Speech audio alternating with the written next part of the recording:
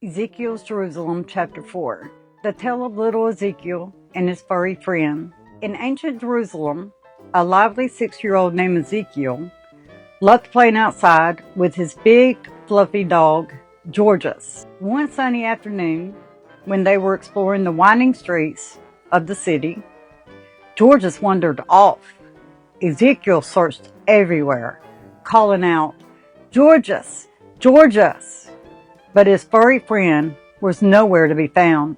Determined to find him, Ezekiel asked everyone he met.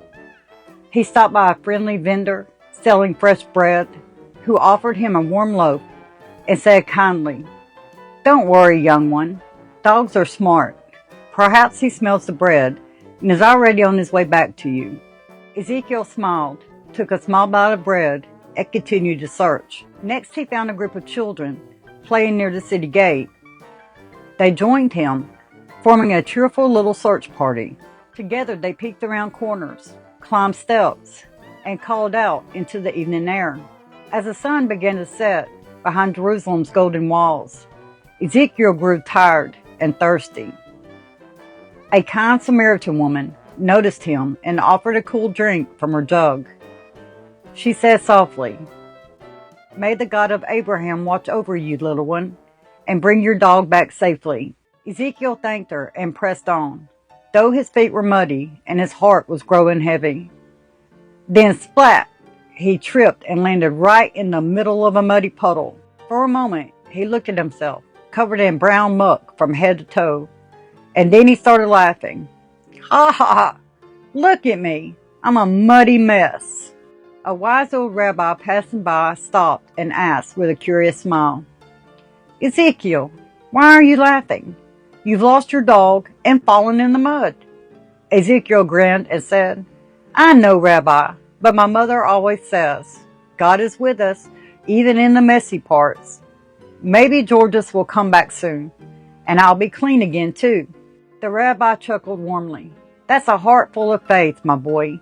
You remind me of what the prophets teach, that one day the Messiah will bring joy and redemption to our people.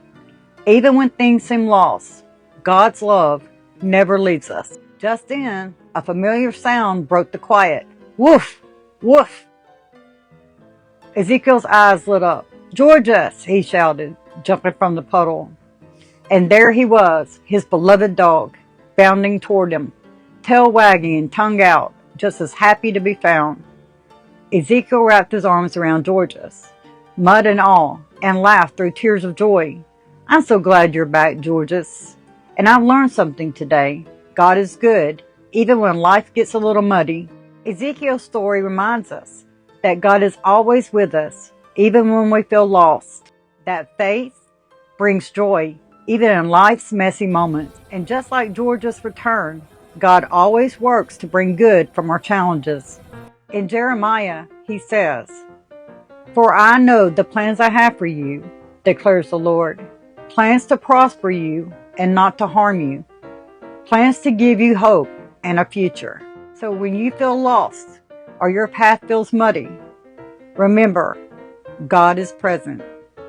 I hope you enjoyed it, and join us again for Ezekiel's Jerusalem, Chapter 5.